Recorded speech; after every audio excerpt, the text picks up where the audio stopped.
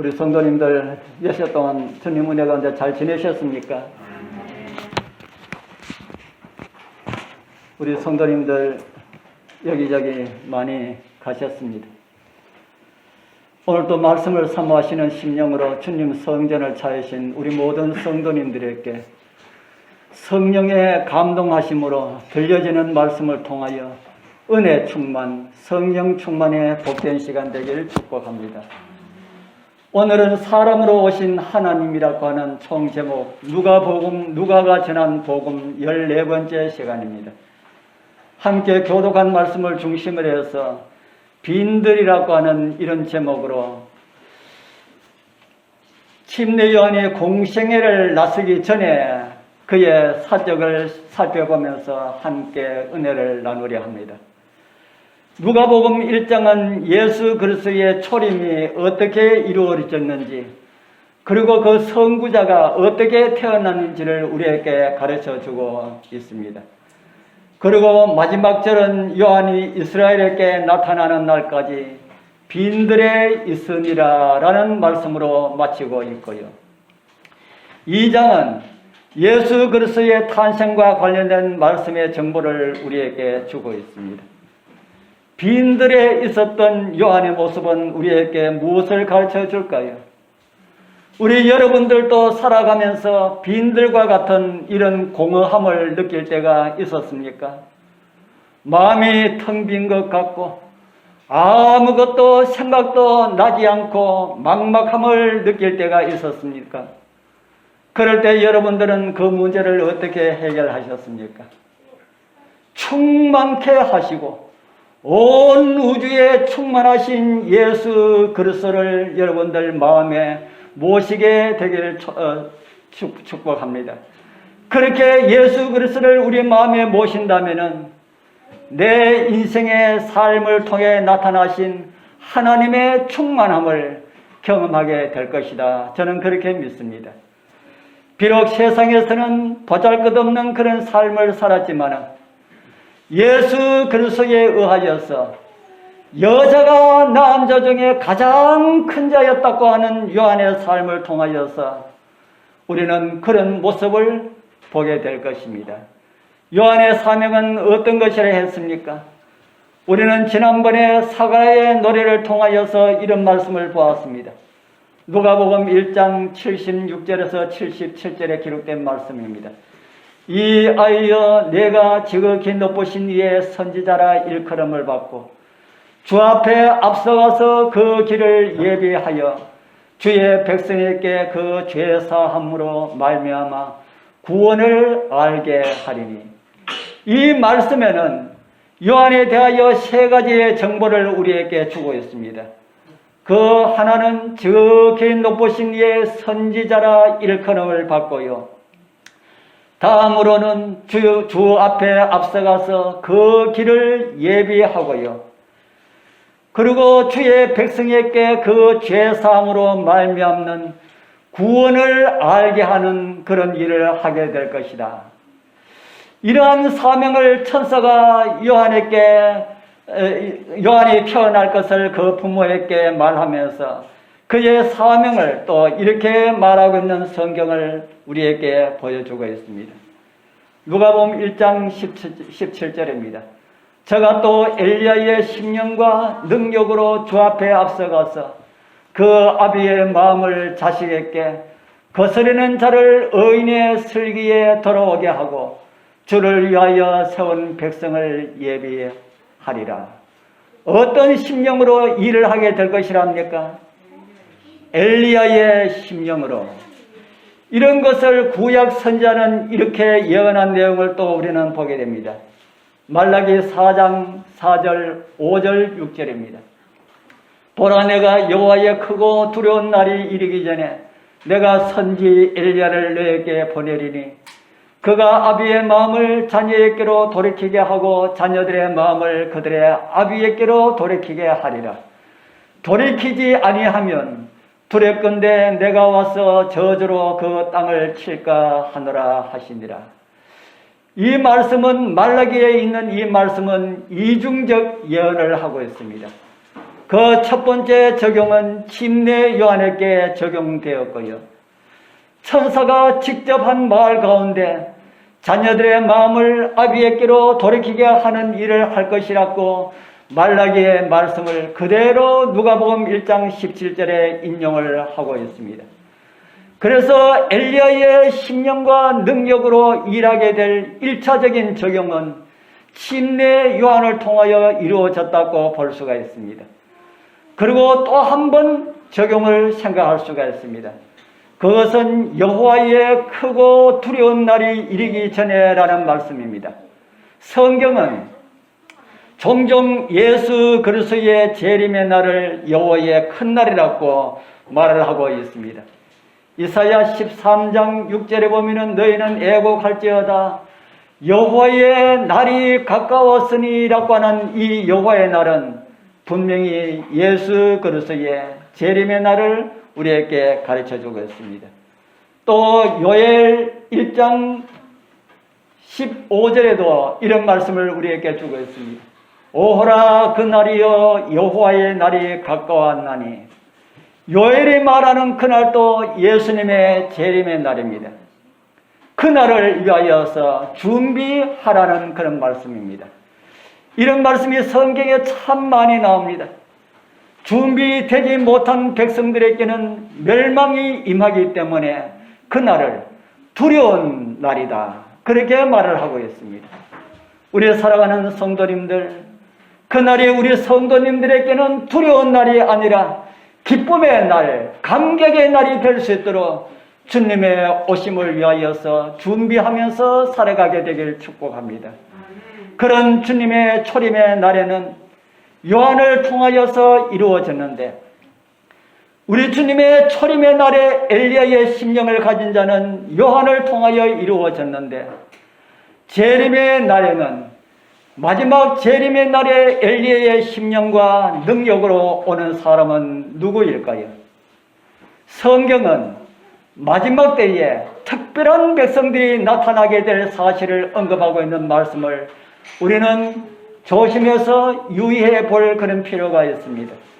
요한계시록 12장은 하나님의 백성들의 출현과 배도, 그리고 종말의 때에 하나님의 백성들은 어떤 모습으로 다시 등장하게 될지에 대한 말씀이 기록되어 있는 장입니다. 그 마지막 부분에 이런 백성이 등장하게 될 사실을 이렇게 기록하고 있습니다. 요한계시록 12장 17절입니다. 그림이 좀 좋지 않은 그런 그림 같지요. 성경에 보면은 이런 괴상한 괴물들의 그림들이 있습니다. 우리 또 하림이 또 이 그림이 무슨 그림일까 하고 또 엄마한테 물을 건데, 엄마는, 부모는 이런 내용들을 성경에 왜 이런 그림이 그려져 있는지 자세하게 이야기해 줄 그런 필요가 있습니다. 사단을 가리키는 이런 그림들은 항상 이렇게 이쁘지 않게 이렇게 기록되어 있습니다. 이미 여러분들도 이 부분에 대해서 잘 아시고 있을 것입니다. 용이 여자에게 분노하여 돌아가서, 왜 여자에게 용이 분노하여 돌아갔을까요? 왜 용이 여자에게 분노하여 돌아갔을까? 그 전에 기록을 보면은 이런 말씀이 있습니다. 여자의 뒤에서 뱀이 그 입으로 물을 강같이 토하여 여자를 물에서 떠내려가게 하려 하되, 누가 여자를 도왔다 그럽니까? 땅이 여자를 도와 그 입을 벌려 용의 입에서 토한 강물을 삼키니. 성경에서 여자는 교회를 가리키는 그런 상징으로 우리에게 보여주고 있습니다. 다른 말로는 하나님의 백성들을 가리키는 그런 말씀이다 하는 겁니다. 하나님의 백성들을 멸망시키려고 용이 물을 강같이 토하여 하나님의 백성들을 멸하려 했다. 그때 무엇이 도왔다까요? 땅이 그 강물을 삼킴으로 하나님의 백성들을 도왔다. 그래서 용이 분노하여 돌아갔다고 기록을 하고 있습니다. 왜 분노하여 돌아갔을까요? 다른 방법으로 하면 될 텐데 왜 용이 분노하며 돌아갔을까? 17절 그 다음에 말씀을 보면은 특별한 한 무리가 일어남을 우리에게 가르쳐주고 있습니다. 그 백성을 어떤 백성이라고 합니까? 예, 그 여자의 남은 자손, 곧 어떤 백성요? 그 여자의 남은 자손 곧 하나님의 계명을 지키며 예수의 증거를 가진 자들이라고 성경은 우리에게 가르쳐주고 있습니다. 온 세상 사람들이 하나님의 율법을 짓밟고 율법에 나타난 하나님의 성품을 유린하고 온 세상이 배도의 길로 나갈 때에 우리의 힘이 아닌 하나님의 능력으로 하나님의 율법을 지킬 수가 있다는 하나님의 백성들이 등장하게 될 것이니 사단이 얼마나 분노하겠습니까?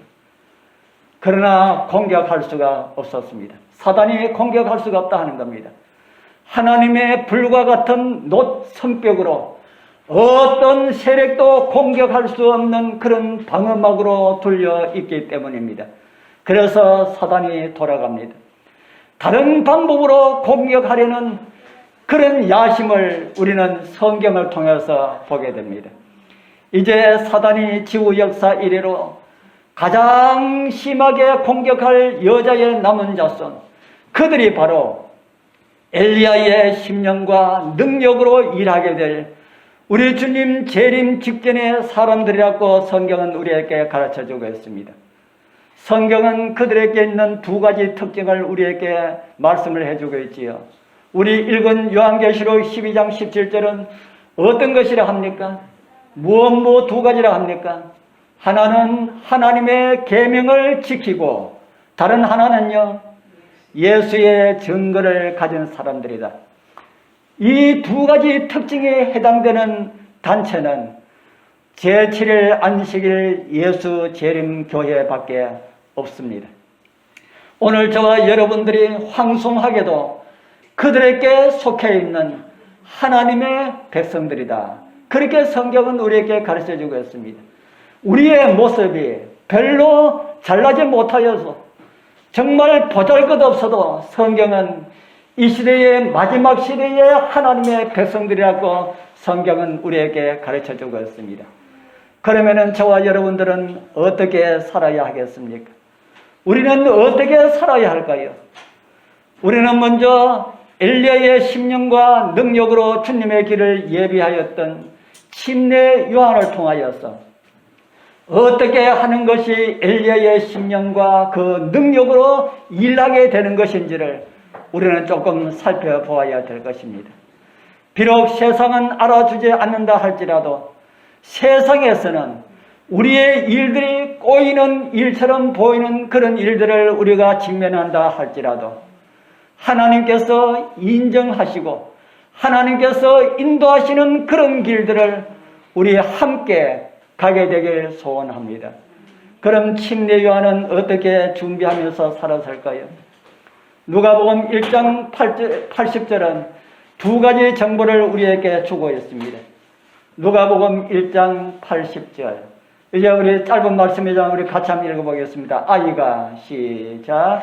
아이가 자라며 심령이 강하여지며 이스라엘에게 나타나는 날까지 빈들에 있으니라. 이 말씀을 또 다르게 이해하고 많은 은혜를 받을 수 있겠지만 저는 이 말씀을 이렇게 좀 생각을 해보려 합니다. 하나는 심령이 강하여지며 라는 말씀이고요. 다른 하나는 빈들에 있으니라는 그런 말씀입니다. 심령이 강하여지며 라는 이 말씀은 어떤 말씀일까요? 좀 더 정확하게 말씀을 드리자면은 아이가 자라며 심령이 강하여지고 라는 말씀입니다. 이 말씀은 세상적인 사람들이 많이 이야기하는 마음이 담대하다라는 그런 의미가 아닙니다. 요한은 신체적 뿐 아니라 정신적으로도 그리고 도덕적 능력으로도 균형지게 발달됨을 성경은 가르쳐주고 있는 그런 말씀입니다. 침례 요한은 바로 그렇게 성장하였다 하는 것입니다. 저는 우리 장유교의 모든 어린이들이 다 요한처럼 지적으로, 육적으로, 정신적으로, 그리고 영적으로 균형지게 성장하게 되길 소망합니다.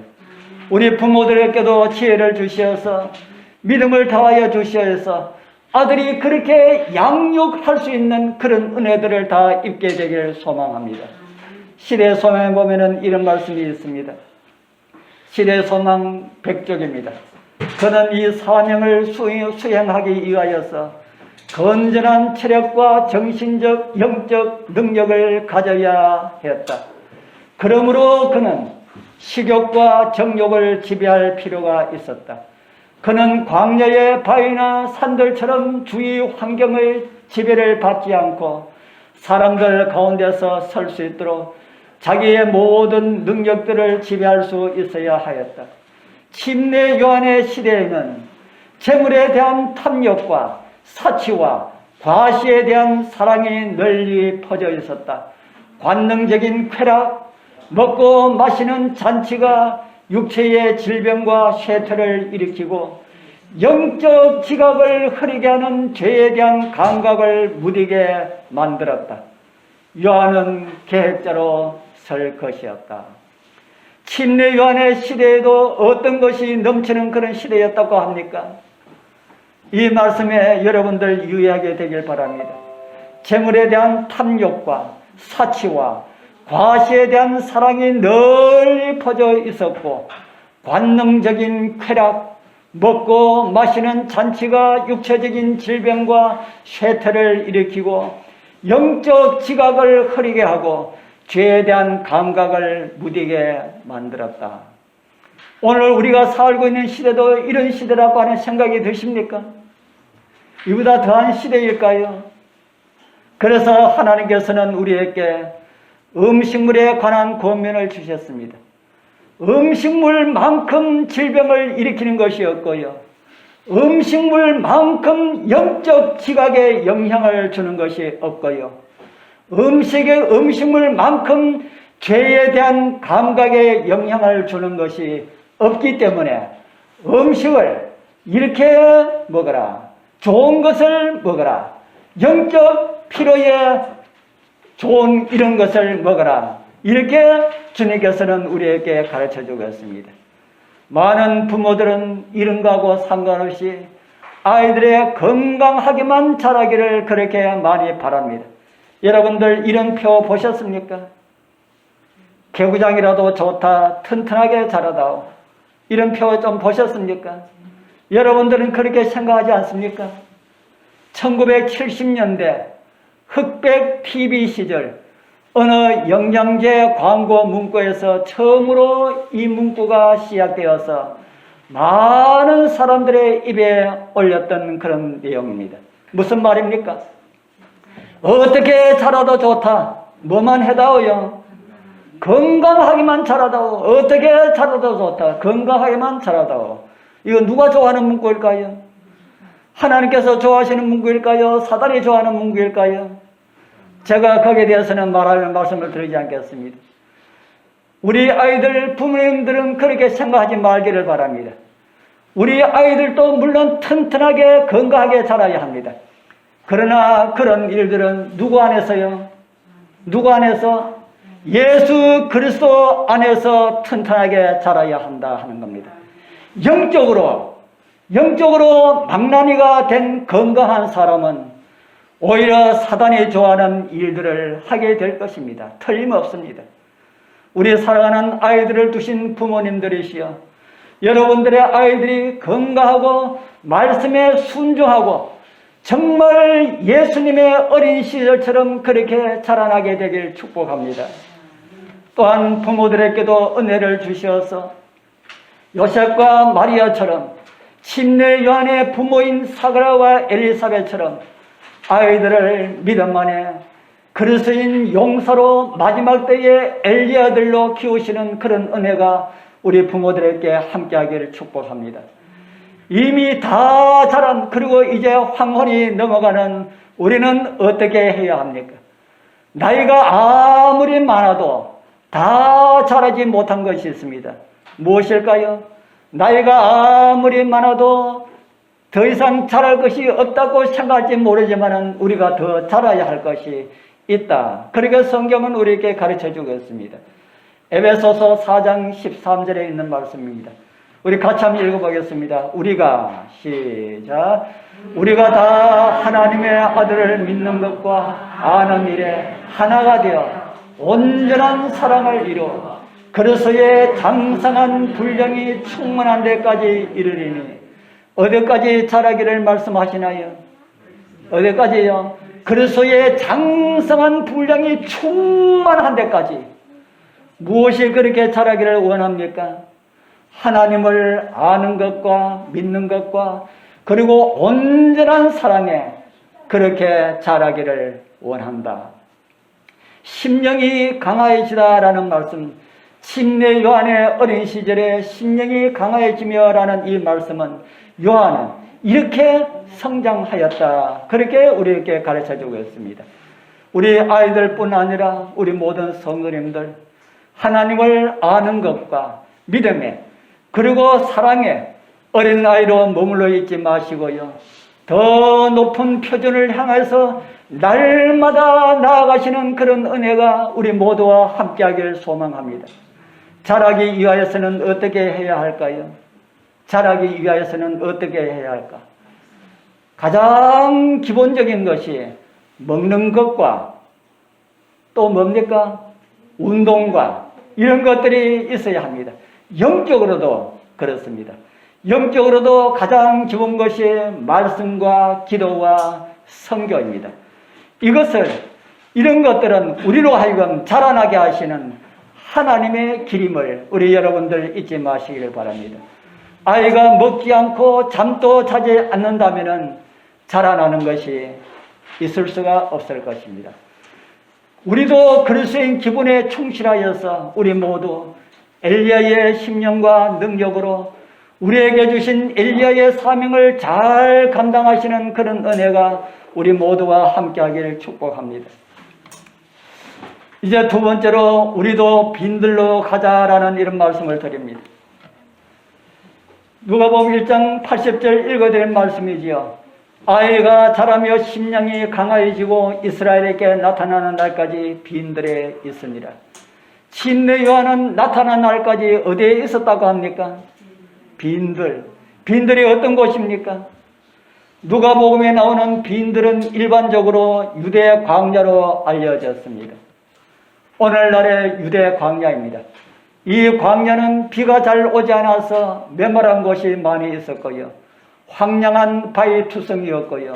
사람이 살지 않는 그런 지역이라고 합니다.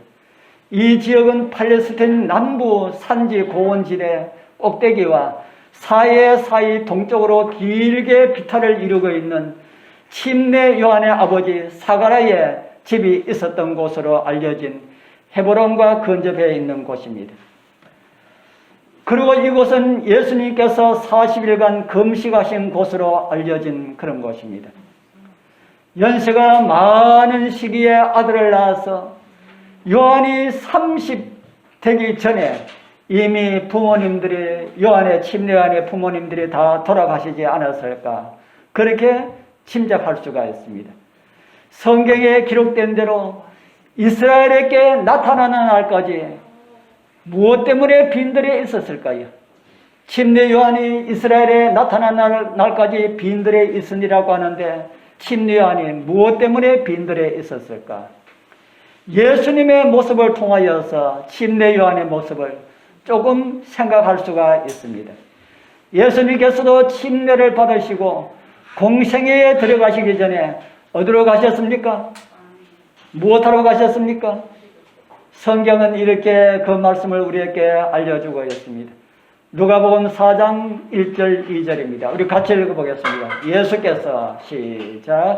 예수께서 성령의 충만함을 입어 요단강에서 돌아오사 광야에서 40일 동안 성령에게 이끌리시며 마귀에게 시험을 받으시더라. 광야의 모습을 두 가지로 우리에게 말씀을 해주겠습니다. 하나는 성령에 이끌리시며라는 말씀이고요. 다른 하나는 무슨 말씀입니까? 다른 하나는 마귀에게 시험을 받으시더라. 말씀을 같이 이렇게 보면은 성령에 이끌리시면은 사단 마귀에게 시험을 받게 된다. 이런 말씀처럼 보입니다. 성령에 이끌리시면은 사단 마귀에게 시험을 받게 될까요? 4장 1절은 성령의 충만함을 입어라고 이렇게 기록되어 있습니다. 성령에 충만하면은 마귀에게 시험을 받게 될까? 그럴 가능성이 아주 많이 있습니다. 왜 그렇다고 볼 수 있습니까? 성령의 충만함을 가지고 복음을 위하여서 일을 하려고 한다면은, 그래서 복음을 위하여서 일을 하게 되면은 사탄의 영역이 없어지게 된다. 그래서 사단은 자기의 있는 힘을 다하여서 예수 그리스도를 공격하였습니다. 오늘은 그것을 말씀드리는 것이 아니고요, 빈들의 요한이 왜 나갔을까라는 말씀을 드리려 합니다. 요한이 왜 그곳에서 살았을까? 이런 정보들을 성경에서 좀 얻어야 합니다. 후에 사도 바울도 바울이 되기 전에 사울로 있을 때에 극적인 회심을 한 후에 아라비아 광야로 간 것을 성경은 기록을 하고 있습니다. 무엇 때문에 갔을까요? 사도 바울이 아라비아 광야로 무엇 때문에 갔을까요? 복음을 전하기 위해서, 일을 하기 위하여서, 준비하기 위하여 갔습니다. 요한은 아버지가 제사장이기 때문에 원하기만 한다면 좋은 학교에서 좋은 교육을 받을 수가 있었습니다. 그러나 그의 아버지 사가라는 그런 교육을 포기하고, 아버지 어머니가 요한이 어렸을 때에 요한의 교사로 활동을 하였습니다. 그런 가운데 요한은 자라면서 심령이 강하여지며 라는 말씀처럼 그런 교육을 시킬 수가 있었다 하는 겁니다. 그리고 매일의 삶 속에서 일어나는 사탄의 시험을 이기는 그 길은 기도와 말씀뿐이라는 것을 알았기에 아들 요한은 광야로 갔습니다. 그리고 부모들은 그 아들을 광야로 보냈습니다. 정언의 말씀에 보면은 이런 말씀을 우리는 볼 수가 있습니다. 시대소망 101페이지입니다. 그는 침례 요한은 광야에서 엄격한 수양을 받기 위하여서 세상의 향락과 사치를 버리기로 선택하였다. 이곳의 주위 환경은 단순함과 걷기의 습관을 가르치기에 유리하였다. 그는 이곳에서 소란한 세상에 방해받지 않고 천년계와 계시와 섭리의 공과들을 배울 수가 있었다. 그리고 그 다음 장에 또 이런 말씀이 있습니다. 요한은 경외심을 가지면서도 기쁜 마음으로 예언의 두루마리 가운데서 메시아 곧 뱀의 머리를 상하게 할 약속된 후손의 강림에 대한 계시들을 자세히 살폈다. 요한이 광야에서 무엇을 했다고 합니까? 말씀과 기도로서 예언을 살펴본 이런 내용을 시대의 소망은 우리에게 보여주고 있습니다. 그렇게 요한은 여자가 낳은 자 중에 가장 큰 자라는 예수 그리스도의 평가를 받을 수가 있도록, 들을 수가 있도록 자신을 그렇게 훈련시켰습니다. 예수님의 초림 때에 엘리야의 심령으로 온 침례 요한은 이렇게 성공을 하였습니다. 이제 예수 그리스도의 두 번째 나타나심이 있기 전에 또다시 엘리야의 심령을 가진 자들이 나타날 것인데 그들이 누구라 했습니까? 두 번째 예수님 이 땅에 오시기 전에 엘리야의 심령과 능력으로 나타날 사람인데 그들이 누구라 했습니까? 그들 누구라 했습니까? 예? 그렇게 여러분들 자신이 없습니까? 앉아 계신 여러분들이 엘리야의 심령과 능력으로 세상에 나갈 사람들이다. 아멘입니까? 아멘. 왜 그렇게 힘이 없습니까? 하나님의 백성들이시여. 하나님은 세상 편이 아니고 하나님은 우리의 편입니다. 우리가 믿음으로 엘리야의 심령과 능력으로 세상에 나가서 복음을 전하기를 하늘은 기대하고 있다 하는 겁니다. 그런데 여러분들 엘리야입니까? 해도 내가 엘리야가 아니가 알쏭달쏭하다 이렇게 하면은 하나님께서 누구를 통해서 이 일을 하도록 하실 것입니까? 엘리야는 침례 요한은 그렇게 자기 자신을 훈련을 하였다고 성경은 우리에게 가르쳐 주고 있습니다. 이제 이 마지막 시대의 엘리야들이시여 성경의 말씀을 따라서 하나님의 계명을 지키며 예수의 증거를 가진 자들, 오늘 저와 여러분들이 아닙니까? 그러면 오늘 우리에게도 어떤 경험이 필요하다는 것입니까? 오늘 우리도 어떤 경험이 필요하다고요? 빈들로 가자. 빈들의 경험이 필요하다. 우리 모두 다 무인지경 광야로 가야 되겠습니까? 아니면 사람이 살지 않는 저 깊은 산중으로 가서 그곳에서 성경을 들고 그곳에서 그런 생활을 해야 되겠습니까? 때에 따라서는 그런 경험도 필요하다고 생각합니다. 구약 성경 속죄일 제사 때는 온 백성이 성막 앞에 모여서 금식을 하면서 기도하면서 자신을 살폈습니다. 우리는 그 일이 그리스도께서 지성소에 들어가시는 일을 통하여서 성취되었다고 그렇게 믿고 있습니다. 지금 우리의 대제사장 되시는 예수님께서는 어디에 계십니까? 지금 우리의 대제사장 되시는 예수님께서는 어디에 계신다고 들으셨습니까? 하늘 지성소에서 우리를 위해서 무엇을 하신다고 들으셨습니까? 우리를 위하여서 기도하고 계십니다. 그러면은 우리는 구약 성경의 거울을 통해서 볼 때에 우리는 어디서 무엇을 하고 살아야 할까? 구약 성경의 속죄일 때에는 온 백성은 성막 앞에 모였습니다. 온 백성이 성막 앞에 모여서 대제사장이 지성소 봉사하는 날 동안에 그 성막 앞에서 기도하면서 자신을 살폈습니다. 오늘 우리는 어떻게 살아야 할까? 우리는 하늘 지성소에 우리의 대제사장 되시는 예수 그리스도께서 1844년 가을에 들어가셨다고 믿는 그런 백성들입니다. 그럼 우리는 그 긴 시간 동안 금식을 하면서 성막을 떠나지 많은 이런 삶은 살 수가 없습니다. 그러나 어떤 가운데는 살 수가 있습니까? 우리는 다 교회에 모여가지고 수백 년 동안 기도하면서 말씀만 보고 이렇게 살 수는 없지만은 어떻게는 살 수가 있을까요? 우리는 그런 사상 가운데는 살 수가 있다 하는 겁니다. 그리고 말씀에 비추어서 우리는 어떤 삶을 살아야 할까 하는 것을 자신을 살펴볼 수가 있습니다. 어떻게 살아야 할까요? 말씀에 순종하면서 하나님 백성 교회에서 이야기하는 내용은 처음이나 끝이나 처음부터 끝까지 아마 우리 예수님 이 땅에 오실 때까지 변함이 없을 것입니다. 말씀에 순종하면서 살자. 이것을 성경은 우리에게 가르쳐주고 있지 않습니까? 오늘날 그러면은 그 성막 앞에 모이는 그 장소, 하늘 지성소 앞에 모이는 그 장소는 어딜까? 그 빈들은 오늘날은 어디를 가지고 빈들이를 하면 좋을까? 저는 그 빈들은 교회라고 이해를 합니다.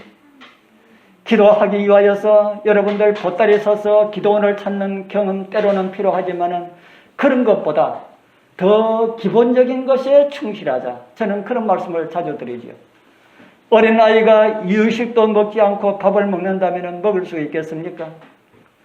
요한이 빈들에서 그의 심령이 더 강해지는 믿음을 가질 수가 있었던 것처럼 우리 사랑하는 성도님들이시여, 여러분들이 이 교회를 통하여서 하나님께서 주시는 심령이 강하게 되는 그런 은혜들을 다 받아 감당하게 되기를 소망합니다. 저는 군위에 있을 때에 살았던 2해 외에는 거의 교회에서 살았습니다. 교회 가장 가까이에 살고 있는 그런 은혜가 무엇인지 너무나도 잘 아는 사람 중에 한 사람입니다. 결혼하여 금방 한 1년 동안 교회에서 약 한 2km 떨어진 곳에 살았고요. 총각 때는 바로 교회 앞집에서 살았습니다. 마음에 기도하고 싶은 마음이 일어나서 자리에서 기도하려고 무릎 꿇은 거, 오늘 아침에는 교회 가야 되겠다 하고 좀 문을 여니까 깜깜한데, 교회 가기 위해서 바로 뒤에 있는 교회 문을 열고 들어가서 교회 문을 당기니까 교회 문이 꼭 잠겨 있었어요. 그래서 제가 마음이 얼마나 아팠는지 모릅니다. 그때는 아무것도 모르고 그냥 성경이 말씀하는 그 내용만 이해를 하고 있었습니다. 내 집은 만민이 기도하는 집이라 했는데 교회를 잠가놓으면 누가 들어가서 기도하나. 그래서 그 마당에 엎드려 가지고 기도하고 그렇게 왔습니다. 그래서 저는 자고사역을 하면서 교회 문을 걸어놓지 않는 것을 저는 굉장히 좋아합니다. 다른 곳에서는 교회 문 잠가놓지 않았어요. 여기 장교에서도 처음에 교회 문을 잠가놓지 않고 그냥 이렇게 열어놓는데, 나중에 보니까 길 지나가는 사람이 너도 나도 들어가서 이렇게 왔다 갔다 하고 이렇게 하더라고요. 그 가운데 조금 이상한 사람 한 사람이 있었습니다. 그 사람이 교회에 들어서 이렇게 살펴보고 이렇게 하고 나가고 하는 것을 제가 보고, 아이고, 문 열어놓으면 안 되겠다 싶어서 그때부터 교회를 잠그기 시작했습니다. 그런데 요즘은 이제 전자열쇠로 되어 있어가지고 누구나 쭉쭉쭉쭉 눌리면 문이 쫙 열리잖아요. 얼마나 좋습니까? 아무나 우리 하나님의 백성들 전화번호 그 번호만 알고 있으면 누구나 다 들어올 수가 있다.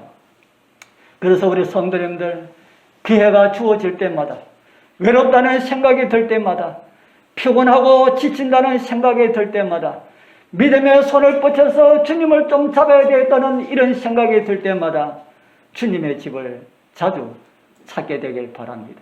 저 위에는 안 올라가도 돼요. 여기에 잠깐 들어와서 기도드리고 그렇게 가는 그런 정말 내 집은 만민이 기도하는 집으로 여러분들 활용하게 되길 바랍니다.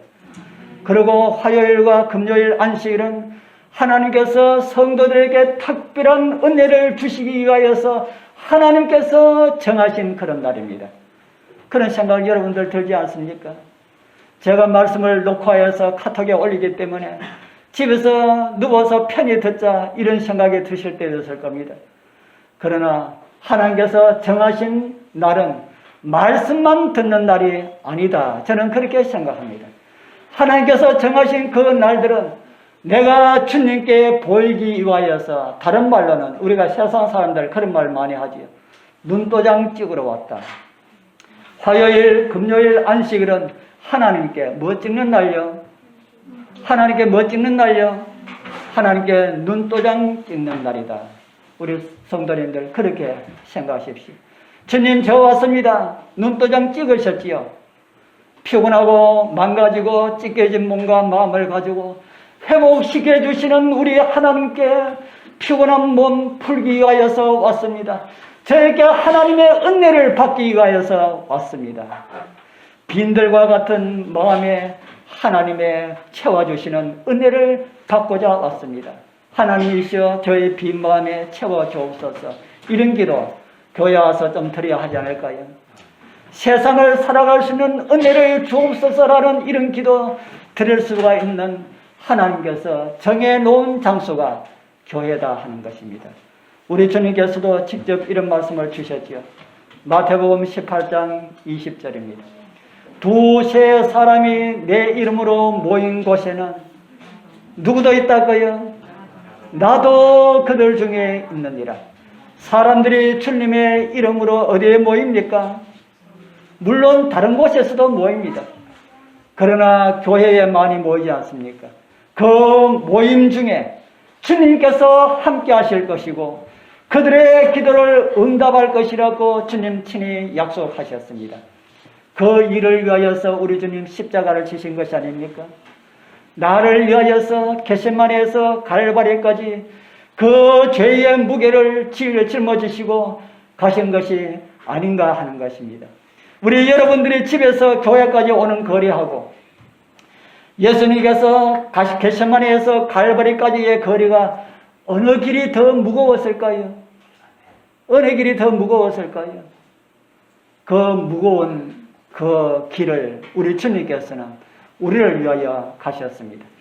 우리도 주님 생각하면 가만히 앉아 있을 수가 없지 않습니까?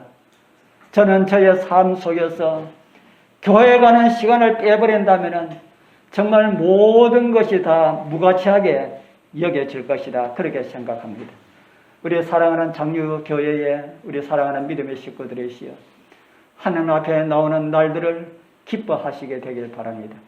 그리고 기다려지게 되길 소망합니다.